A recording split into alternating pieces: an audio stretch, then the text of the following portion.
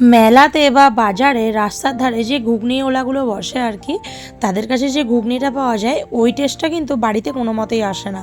তাই আজ চেষ্টা করলাম সেইভাবে ঘুগনিটা বানানোর। আর এই ঘুগনির সাথে মুড়ি থাকলে আর কিছুই চাই না, বা শুধু মুখেও একটু পেঁয়াজ কুচি লঙ্কা কুচি দিয়ে দারুণ লাগে কিন্তু। তো কিছুই না, মটরটাকে আমি আগের দিন রাতে ভিজিয়ে রেখেছিলাম, তারপর প্রেসারে 2টো সিটি মেরে নিয়েছি। 2টো সিটি মারলেই চলবে, নাহলে কিন্তু মটরগুলো একদম গলে যাবে, তখন ভালোও লাগবে না।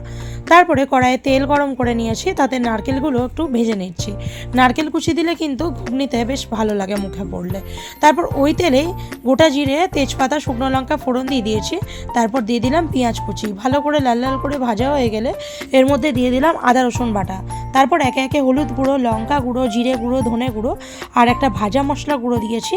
দিয়ে ভালো করে কষিয়ে নিয়েছি, সামান্য জল দিয়ে কষিয়ে নিয়েছি যাতে মশলাটা না লেগে যায়।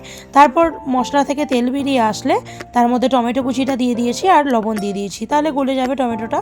তারপরে ভালো করে কষিয়ে নিয়েছি যতক্ষণ না ভালো করে মশলাটা কষানো হচ্ছে বা তেল ছাড়ছে।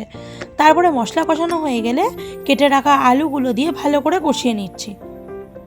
আর এখানে মটরটা যেহেতু আমি 80% সিদ্ধ করে রেখেছিলাম, তাই আলু সিদ্ধের সঙ্গে কিন্তু মটরটাও একদম ব্যালেন্স হয়ে যাবে, তাহলে মটরটা গলবেও না আর আলুও সিদ্ধ হয়ে যাবে।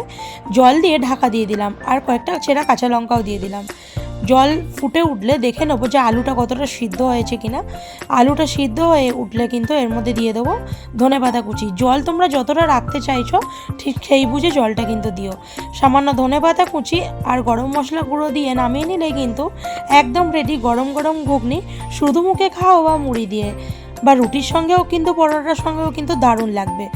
ভিডিও কেমন লাগলো অবশ্যই জানিও। ভিডিও ভালো লাগলে চ্যানেলটা সাবস্ক্রাইব করতে ভুলো না।